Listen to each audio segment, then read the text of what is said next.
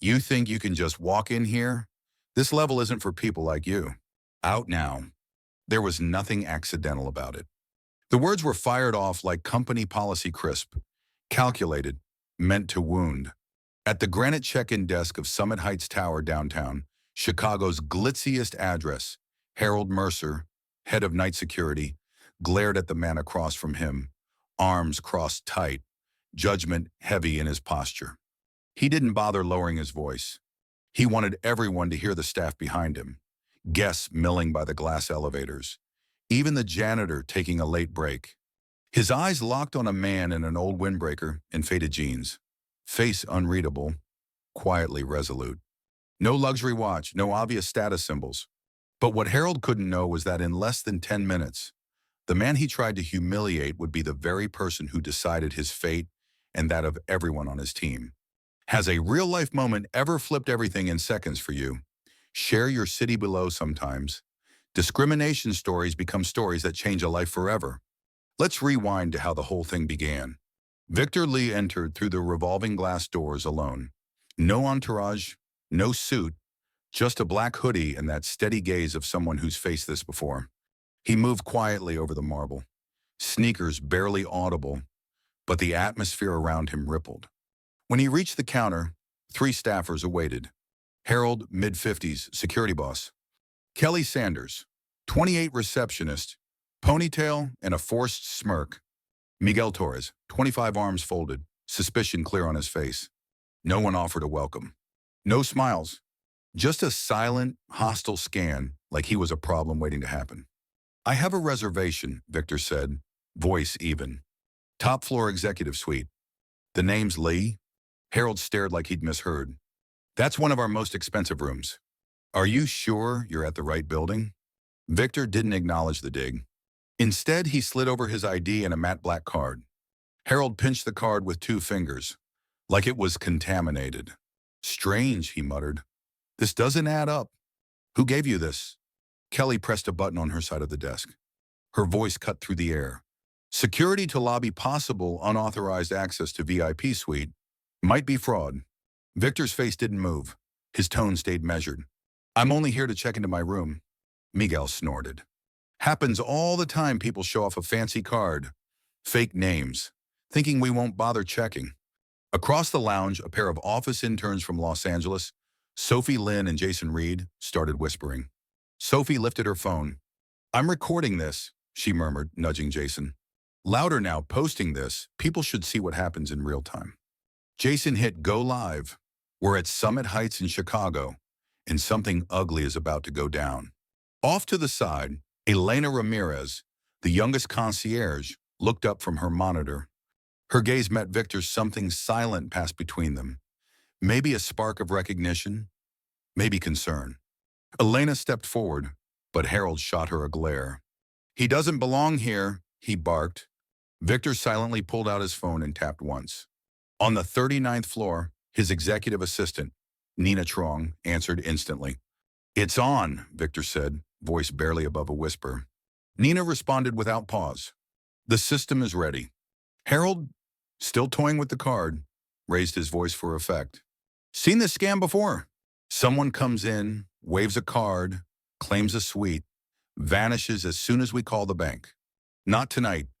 He handed the card to Miguel, nodding. Lock it up. No risks. Miguel grinned, went to the cabinet, opened a steel safe with exaggerated showmanship, and placed the card inside. Click my eyes home.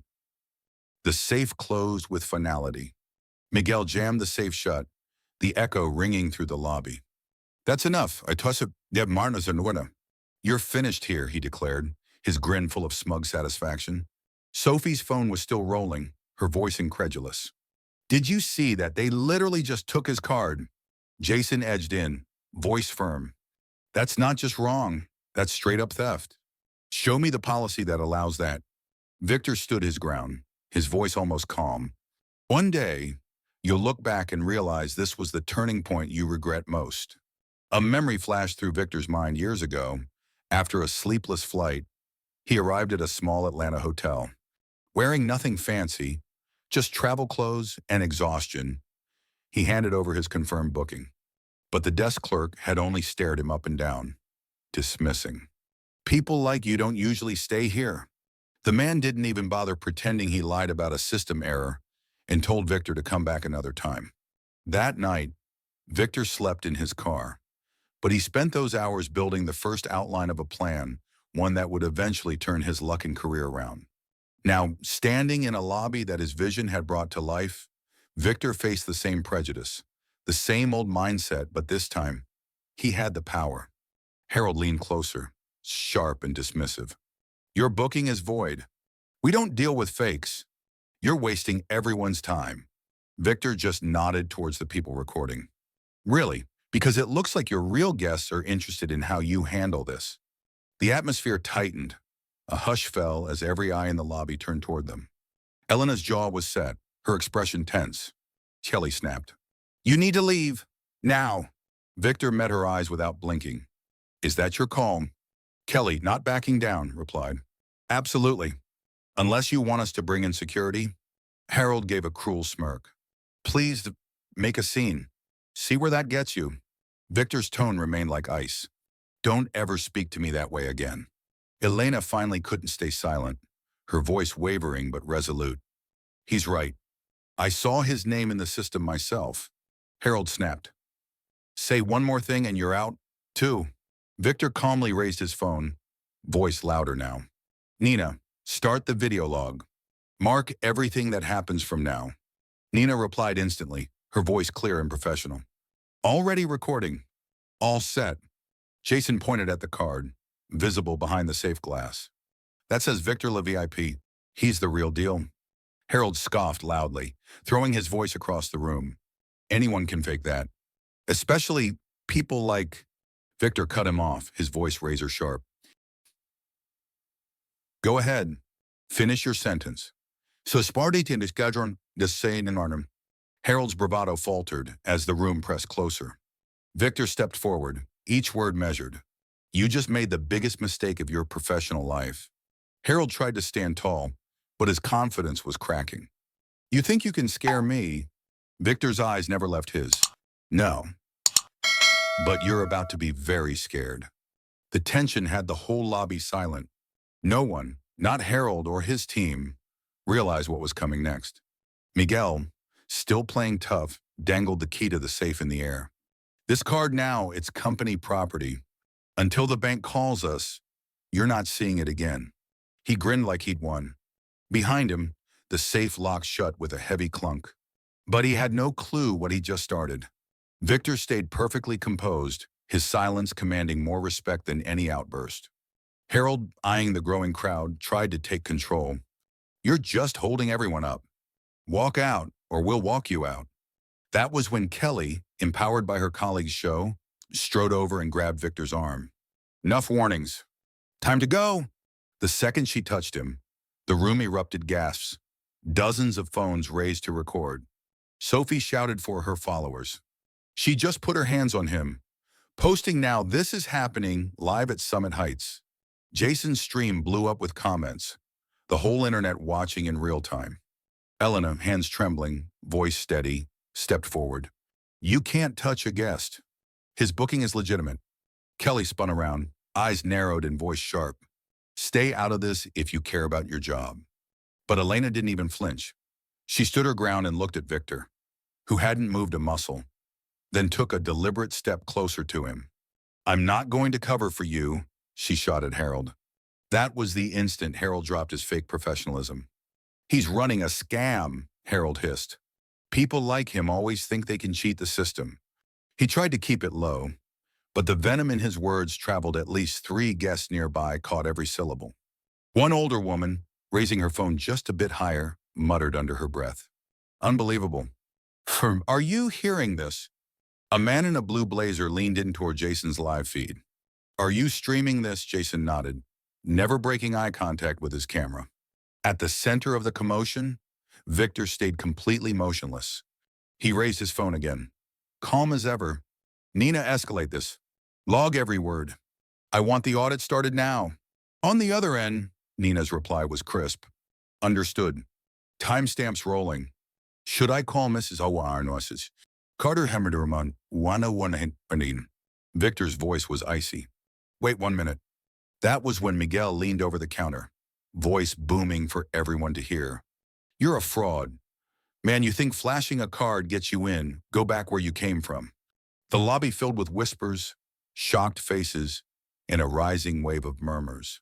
Elena, no longer behind her podium, now stood directly beside Victor, her posture defiant.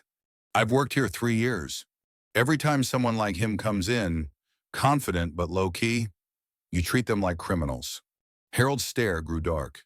And whenever someone questions it, you just say it's policy, but it isn't. It's you! Elena's voice cut through the tension. For a second, Victor's mind snapped back to being 16, waiting for his parents in a Charlotte hotel lobby in his best clothes. A clerk told him, this area is for guests only. She didn't listen to a word of his explanation. He'd been escorted outside and left standing on the curb, an experience that would shape every step he took after. Harold wasn't finished. He faced Elena and barked, enough, where's Surem? I want both of you out, or I'll call security. Kelly, emboldened by the spectacle, chimed in loudly. He didn't show a proper ID, this is a violation. I'm reporting it, but the crowd was already changing. Jason, camera now turned on himself, narrated. This is no longer just bad service. This is staff harassing a guest who's already given everything they need. This isn't customer care, it's something else. Victor's voice dropped, cold and steady. Give me my card back. Miguel smirked over the counter. Or what went furnace, Winnie Wernman? Victor didn't even blink. Or you'll be locked out of this building, out of your jobs, and no one will vouch for you again. Kelly scoffed. You don't speak for Summit Heights. But Elena interrupted, loud and unwavering. Actually, he does. Harold snapped. That's out of line, Elena. You don't even know who he is. Sophie interjected from the sidelines. Oh, she knows. We all know. Look at him, he's not begging. He's waiting for them to dig their own grave. Victor stayed perfectly calm. Miguel, last chance. For the first time, Miguel's confidence faded. Harold tried to claw back control. This isn't personal. This is just procedure. But it was too late. Jason's and Sophie's videos were spreading, and the lobby was now a cluster of angry, shocked guests. A longtime guest said aloud, I've stayed here for years, never again. A young woman with a suitcase whispered to Elena, Is he really who I think he is? Elena didn't say a word, but her silence said it all. And then Elena raised her voice above the crowd. This isn't the first time Harold's ignored serious complaints.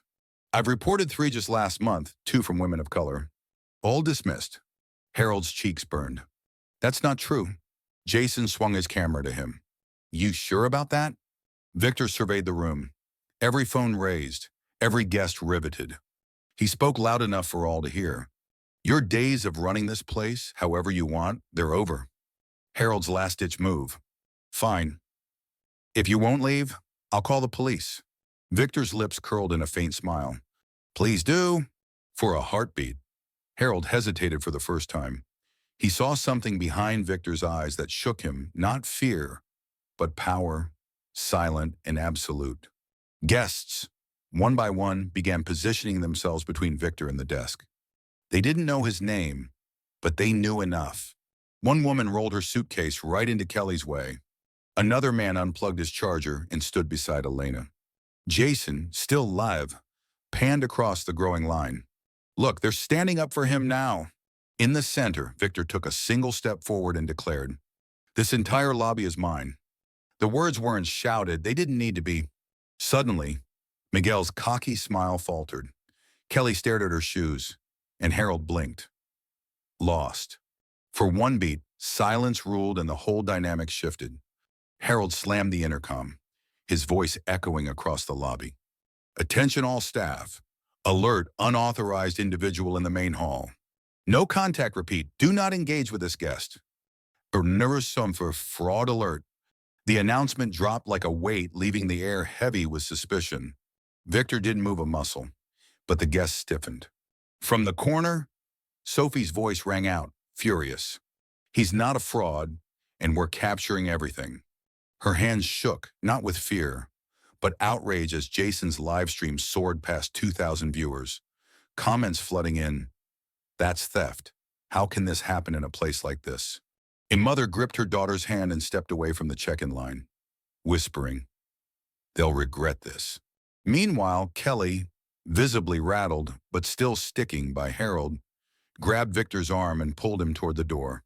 "Let's go." "Stop embarrassing yourself," she hissed, low and mean. But Elena stepped right in between them, the youngest on staff, yet the only one with the courage to speak out. "Standing shoulder to shoulder with Victor," she declared. "Touch him again, and you're dealing with me. His reservation is legit." Kelly froze, spitting back. "You'll lose your job for this." Elena squared her shoulders, defiant. "Then fire me, but you're not laying a hand on him." Harold stormed forward, frustration boiling over. "Do you even know who he is?" he barked at Elena. "He's a fake. Look at him. People in VIP don't look like that." Victor's reply was calm, voice razor sharp. "You keep saying fraud like it makes your actions disappear." He took a step closer, shrinking the distance between them, a quiet warning that their narrative was collapsing. Suddenly, a memory flashed for Victor at 29, attending a business conference in Los Angeles. He'd worn his best suit. Still, the desk clerk had looked at his ID, at him, and at his card, and said, "We need a second form of ID." He gave 2 more. Still, he waited 2 hours, watching 3 white men check in without question. That night, Victor wrote the zero-tolerance policy now in every property he owned, a policy against profiling guests. And now, the same look, the same prejudice burned in this room. Harold barked to Miguel, "Security now." But Miguel hesitated, the old confidence slipping, as the watching crowd made every move feel riskier. Sophie's camera swept from face to face, catching every wince, every hint of guilt. Jason, still live, turned to a guest and asked, "What are you seeing here?" The man answered, clear and steady, "Someone's being kicked out of a place where he belongs." Harold snapped, "That's defamation. He hasn't proven anything." Victor calmly turned his phone to the crowd. "Anyone want proof?" Jason called out, "Show us." But instead of producing a badge or a contract, Victor turned to Elena and quietly asked, "Is my name in the system?" Elena nodded, voice steady. "Yes." Victor Leray Executive Suite checked in remotely. "And does it show owner-level access?" Another nod. "Executive override, owner credentials." The entire lobby stilled. Harold's eyes darted nervously. "Could have been faked. Hacked," he mumbled. Sophie scoffed. "Seriously, he hacked the system and brought 2,000 people to witness it." Kelly turned pale, looking at the floor. Miguel edged forward, voice faltering. "I locked his card in the safe, just like you said. Harold, what if we're wrong?" Victor met his gaze, a voice low. "You didn't just take my property. You chose to follow orders instead of do what's right." Miguel's mouth opened and closed, nothing coming out. Then, the crowd shifted, and an older woman with white hair and a floral scarf stepped between Victor and Kelly. "You're not putting a hand on him again," she said, clear and firm. A man joined her, then a woman with a stroller. Within seconds, a protective semicircle formed, a boundary drawn not by Victor, but by the guests themselves. Harold, behind the desk, suddenly looked much smaller than before. Victor glanced at the human wall that had gathered around him. "This is what happens," he said quietly, "when people decide silence isn't good enough." Jason turned his camera to the crowd. "They're standing with him now, and I don't see anyone backing down." Harold's frustration peaked. He tried to shout over the noise. "You're being played. She's manipulating you all."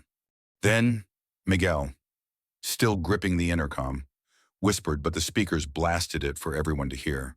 "He owns this place, Mom, doesn't he?" The words drifted through the air, impossible to ignore. Sophie panned her camera to Victor's face. "Is it true?" she asked, breathless. Elena stepped forward, voice ringing. "It's true." Gasps rippled through the crowd. A man near the lounge chairs whispered, "Wait, this is his hotel." A wave of shock rippled through the crowd. A man by the lounge chairs whispered, "Hold on, this is his building." Kelly turned to Harold, her face pale with panic. "You said he was faking it." Harold was speechless. Jason, still streaming, locked eyes with his audience. You're watching history. Everything just changed in this moment. Victor strode forward, past Elena and the ring of guests, stopping right in front of Harold, who looked paralyzed. You wanted me gone, Victor said, every syllable even and clear. You tried to paint me as a criminal. You called me a thief. You tried to humiliate me in my own building. Harold opened his mouth, but no words came. From Victor's phone, Nina's voice rang out, strong and certain. Victor, Carla's ready. Do you want me to connect her? Victor never broke his stare with Harold. Patch her in now. He tapped his phone. Instantly, Carla's confident voice echoed through the speaker. Everything's in place. Waiting on your green light. Victor took a deep breath. Terminate Harold Mercer. Terminate Kelly Sanders. Terminada Miguel Torres. Orninderween. Surrender 40 buis Verinian. Revoke their building access and log this for legal review immediately. A silent pause. Then Carla confirmed. Verni out processing. In that instant, Harold's ID badge flashed red. So did Miguel's. They were locked out in real time right there, in front of everyone. There was no shouting, no drama, just pure final justice. Every guest present realized it. Victor hadn't just defended himself.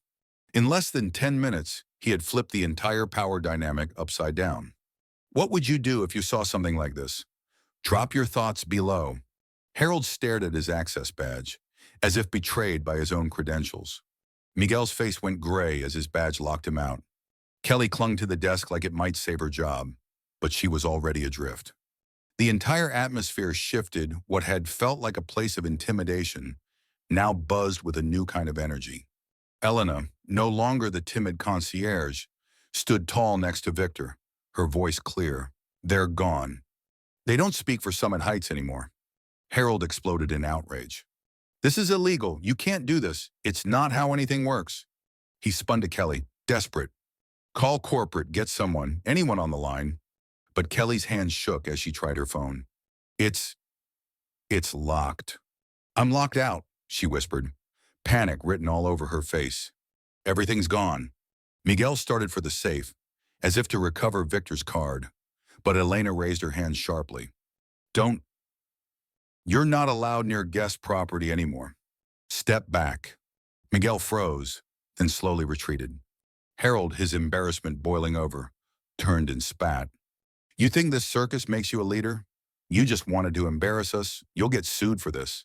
But his voice broke as he said it. Everyone could see he'd lost all authority. Victor, still perfectly calm, tilted his head. You think leadership is hiding mistakes? Harold leadership is listening to the people you ignore. He nodded toward the guests. Real leadership is when those voices finally get heard. Right on cue, a woman from the crowd called out. You never answered my complaint last spring. I reported a check-in problem. You just dismissed it. Harold looked up, recognizing her, then looked away. Another guest spoke up. I was billed twice and only got help when I threatened to sue. A man in the back added, I asked for a disability access room and got denied. Then I watched someone else get one. No questions. One by one, the guests turned their complaints into a rising chorus. Elena, emboldened, spoke out again. I logged 3 recent complaints about bias at the front desk. They were dismissed by Harold every time. Kelly, now retreating, found herself backed up to the wall, eyes darting between Victor, the guests, and her fellow staff, her confidence gone. What is happening? Kelly whispered, panic flickering in her eyes. They're turning against us. Harold's voice had lost all its edge, reduced to a shaky mumble. They're just upset. It'll blow over. Just angry guess. But it didn't fade. It only intensified. Jason swept his camera across the room, narrating for thousands now watching live. You're seeing accountability in action. They went too far. And now, the crowd has a voice. Then the moment became undeniable. Sophie pulled up her now viral post, screenshots of Miguel's fraud alert. Clips of Kelly grabbing Victor's arm. Another of Harold yelling, he doesn't belong here. It's all out there, Sophie announced, her screen already swamped with shares and comments. Everyone's seeing this. Harold snapped. He lunged for the counter, barking. Delete that. That's private. Take it down. But 2 guests intercepted him. One, A quiet man in glasses stood firm. You're not going to silence the truth. An older woman in a floral scarf raised her phone, eyes steady. Your face is already viral. Maybe think twice before making more threats. That was the breaking point. Kelly turned to Victor, voice shaking. I, I didn't realize. I never meant for it to go this far. Victor didn't comfort her. He didn't soften. You played a part. You stood by and let it happen. Then Harold drained of bluster, turned to Victor, voice cracked and eyes lost. Why didn't you tell us who you were? You set us up. Victor met his gaze, unblinking. I gave you every chance to treat me like anyone else. That was your test. You failed in front of everyone. At that, Nina's voice returned, now loud and public over Victor's phone. Victor, the board's given full approval. Carla's standing by for next steps. Victor scanned the lobby, a sea of stunned faces, all still recording, still watching. Patch her in. Carla's voice filled the air, calm and final. No. Harold Mercer, Kelly Sanders, Miguel Torres. Effective immediately. Your access and employment are revoked. Legal steps are in motion. Victor will supervise the transition. Guests, please know new management will address all concerns. The words landed like a thunderclap. Miguel blurted out one last plea. This is madness, we built this. But Victor cut him off. You didn't build anything. You stood at the door and kept out the very people we were meant to welcome. He turned to Elena. Open the safe, please. Ilona, steady and precise, entered her own code, opened the safe, and handed Victor his card untouched. Her eyes glistened. The guests began to clap, not wildly, but slowly, deliberately, as if something overdue was finally happening. Victor looked over the crowd, his voice certain, not angry, but true. This isn't just about me. It's for every guest who was ever made to feel like a problem. For every complaint ignored, every excuse used to cover up bad behavior. That ends now. Harold, Kelly, and Miguel stood stripped of titles and power, facing the weight of consequences that had only just begun. Victor turned back to his phone. Nina, start the process for full lobby reform. Make a statement and promote Elena. She'll be running this place. Yes, sir, Nina replied. With that, Victor stepped to the center of the lobby, steady and silent, while the three dismissed employees stood behind the desk, faces ashen, reputations shattered. Harold's eyes darted between the guests, the countless phones, and the man he'd tried to erase. Miguel stared into the empty safe. Kelly stared down, unable to meet anyone's gaze. The crowd was transfixed, nobody willing to look away. The air was no longer thick with dread. It felt like the edge of real change. Victor finally spoke, not for show, not for applause, but with the clarity of someone who'd earned every right to be heard. My name is Victor. I am the founder of Summit Heights Group. As of this moment, I reclaim this building not just from those who abuse their authority, but from every excuse that ever let them get away with it. The words hit the lobby like a spark. Guests lowered their phones, eyebrows raised, some gasping, some whispering. He owns it. The whole company. Jason's live stream chat exploded. CO, this just flipped the entire story. What a play, Kelly muttered, almost in awe, as Harold stumbled toward the center desk. Wait, this isn't how it's supposed to go. You're the CEO. You're supposed to follow protocol. We have procedures. But Victor didn't flinch. He met Harold's gaze, steady and unwavering. I walked in like every other guest, quiet, respectful, unannounced. The only thing I didn't bring was privilege. And you proved, without any help from me, exactly how your staff treats anyone who doesn't fit your expectations. Miguel shook his head, voice hollow. We couldn't have known. Nobody told us. Victor snapped back. You didn't need to know. That's exactly the point. At that, Elena stepped beside Victor, her voice gentle but sure. I recognized his name at check-in. I saw the VIP tag, the owner-level clearance. I knew who he was, but I waited. I'm sorry for that. Victor turned, voice soft. You did more than anyone here. You spoke up. You stood your ground. Starting now, you'll run guest services for this property. Elena's eyes went wide in disbelief. A few guests began a slow, Heartfelt applause, not for spectacle, but for real justice. A sense of hope washed over the lobby. Kelly's voice trembled for the first time. I didn't want this to happen. I just didn't know what to do. Victor regarded her carefully. You had a choice. Kelly, you made it every time you followed Harold's lead, every time you watched my card get locked away, every time you laughed instead of questioning what was happening. Suddenly, Kelly broke down, voice cracking. It was Harold. He told us to treat anyone who didn't look the part as a threat, to protect the image of the building. I thought that was normal. Harold spun, furious. That's a lie. Victor cut him off with a raised hand. No, it's an admission. And we're logging it. Carla's voice returned, even and authoritative. Admission recorded. Compliance and legal teams will review immediately. Guests nodded. One woman with a toddler said aloud, finally, someone's being held responsible. Jason spoke into his camera.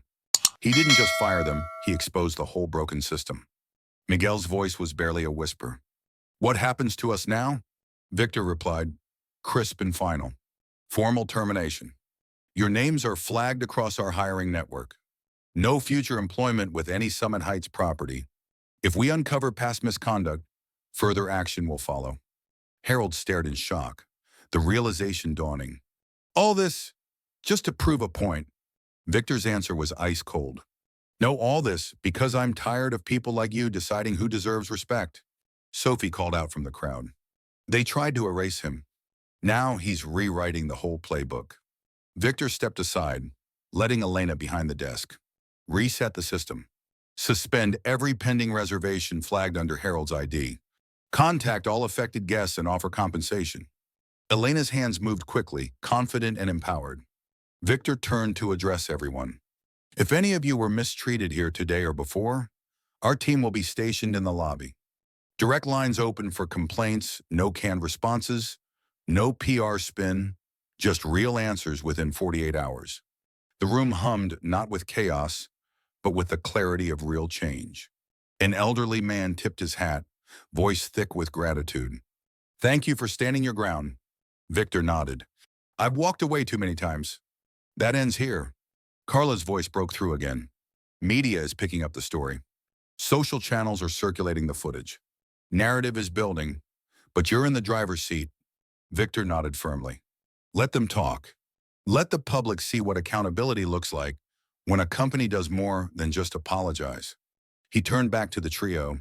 You're dismissed. Your belongings will be sent to you. Security will escort you out. Do not interact with any guests. Elena asked, should I call security? Victor shook his head. No, let them walk the lobby. Let every guest see what real accountability looks like. As the disgraced staff made their way through the lobby, heads down, nobody stopped them. Nobody offered sympathy, just a silent, watchful acknowledgement of justice served. Once the doors closed, Victor turned to his guests and team not with relief, but resolve. This isn't justice, it's the start of real reform. And from today, Summit Heights is more than just a name on a wall. And so, Summit Heights became the place where everything shifted. The moment the glass doors closed behind Harold, Kelly, and Miguel, the energy in the lobby moved from chaos to renewal. Guests stood in quiet awe, still processing what they just witnessed, a reckoning, not hidden in back offices, but played out beneath crystal lights and at the gilded check-in desk. Victor Lee, still composed in his everyday clothes, wasted no time. He turned to Elena, now promoted from concierge to acting guest services director.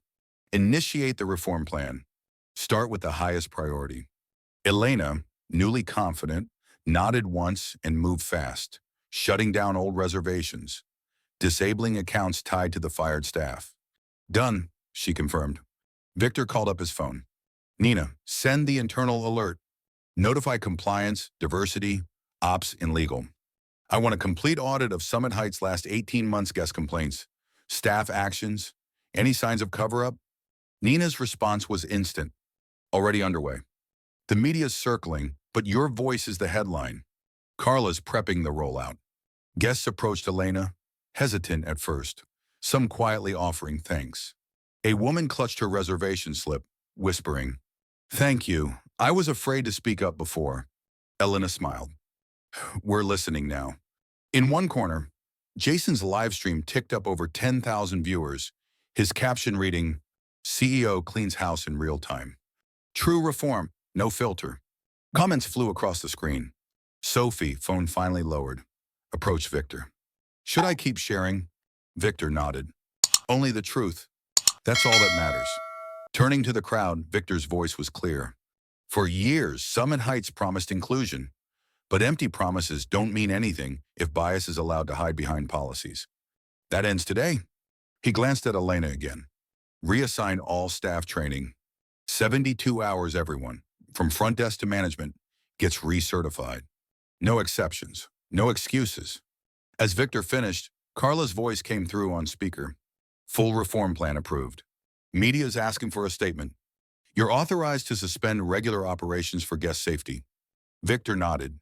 Suspend all front desk bookings. Elena will handle VIPs in person. Other guests get a comp night at our downtown partner. He checked with Elena. You are a one for a Ewing.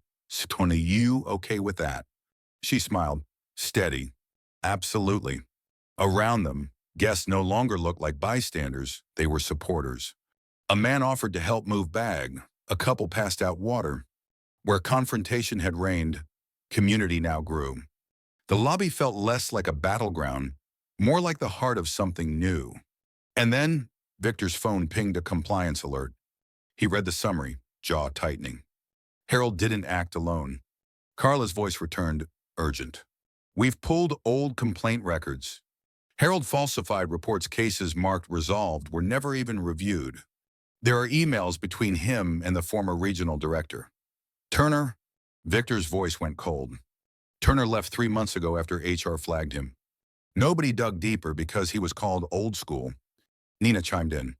Turns out he shielded Harold and Kelly too. It's a pattern. Victor paused, not to retreat, but to gather his resolve. This isn't just about this hotel. We're launching a company-wide review every flagged employee, every complaint, every fake resolution. He nodded to Jason. Stream this. People need to know you fixed rot at the root. The guests looked stunned. Some just looked relieved. A woman in her 70s whispered, I've waited my whole life to see someone in charge actually care. Sophie, back on her stream, told her followers. We came for a getaway, but we witnessed a revolution. Victor looked around, not at the marble or the lights, but at what hospitality could mean. It wasn't the walls or the decor that failed. It was a culture that told people to smile at some guests and interrogate others. That era ends now. 3 months later, Summit Heights no longer resembled the place where Victor Liu had once been humiliated. The marble floors gleamed, the chandeliers sparkled. The velvet armchairs still beckoned guests to sink into quiet comfort, but the silence that once whispered judgment now welcomed everyone in. Near the front desk, a framed portrait of Victor was displayed not for vanity, but for accountability. Beneath it, a plaque read, This place belongs to everyone, no exceptions. Guests came and went, never fearing suspicion over their accent, appearance, or what they wore. Behind the desk now stood Elena Ruiz. Not just acting, but permanently appointed as general manager, a tribute to courage, and a model for what leadership could look like at Summit Heights. But Victor's reforms didn't stop in Chicago. Summit Heights Group launched a sweeping audit across all 57 of its properties nationwide. Old, ignored complaints were investigated, and a wave of new, mandatory training swept the company. Each hotel installed an equity review panel, rotating guest advisors, an anonymous feedback system, and true zero-tolerance enforcement, real accountability, not just words. For the guests who'd witnessed the life-changing story that day, handwritten letters arrived signed by Victor himself, not PR. You stood when others stayed silent. One message read, That matters. Sophie and Jason, whose live stream sparked a national discussion, were invited to speak at the company's leadership summit. They reminded everyone that real accountability happens when you simply refuse to put your phone away and look the other way. We didn't plan to expose anything, Jason told the crowd. We just didn't look away. But even as the company changed, the truth about the past surfaced. A week later, Victor got a quiet email from a former manager in Portland, someone who had once worked under Harold. The message, heavy with regret, revealed Harold hadn't acted alone. There had been quiet directives from regional leadership during Turner's era. Certain guests were to be made low priority if they didn't fit the profile. It was never written down, but everyone understood. Victor didn't reply in anger. He thanked the sender, passed it to Carla and the legal team, and let the investigation grow. That confession revealed the final twist. This was never just one man's abuse, it was a whole system protecting itself. As word spread, ex-employees from other branches began speaking up. A Summit Heights task force was formed to review questionable dismissals. Some were rehired. Others received settlements. Victor ordered that no one could ever be fired or hired again without a paper trail. And every new manager had to complete direct accountability orientation. It takes more than policy to rebuild trust, Victor told his board. It takes proof that telling the truth won't cost you your job, and silence won't be rewarded. Victor's own legacy changed once a private billionaire. He was now hailed as a reformer, not for seeking the spotlight, but because he made sure the changes lasted. He launched a new division, Summit Forward, a real diversity and equity initiative, built on measurable results and not slogans. Under the first act, Elena Ruiz was promoted to National Advisor for Frontline Guest Experience. At the end of the inaugural Summit Forward conference, Victor delivered the line that would echo through the company and far beyond. True hospitality doesn't start with a smile. It starts with the respect you show every person who walks through the door. The audience rose not for a CEO, but for a man once shown the exit, who turned and opened the door for everyone else. If you believe in respect for all, share this story from Unveiled Wealth. Because sometimes a single act of courage can spark a life-changing story.